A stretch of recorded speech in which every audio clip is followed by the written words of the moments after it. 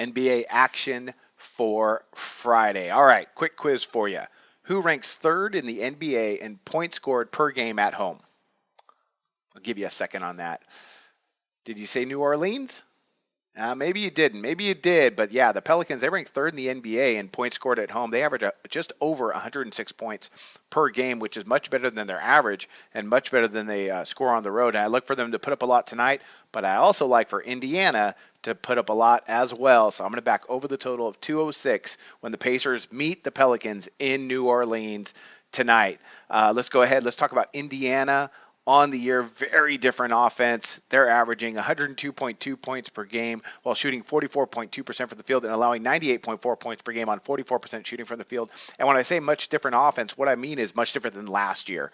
Paul George has come back, revamped, and their whole offensive scheme is revamped. They're shooting the three, they're getting out in space, and that's just a sign of a well-coached team.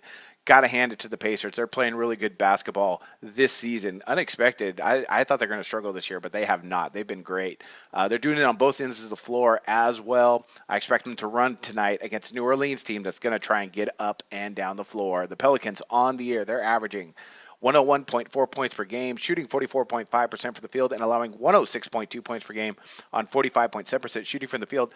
Now, again, they average a lot more points at home. All their offensive statistics go up at home. I mean, everything. Their offensive efficiency, their three-point shooting percentage, their overall shooting percentage. I mean, everything. They're just a much more efficient team, as you should be, at home. But they are like, well, way more so.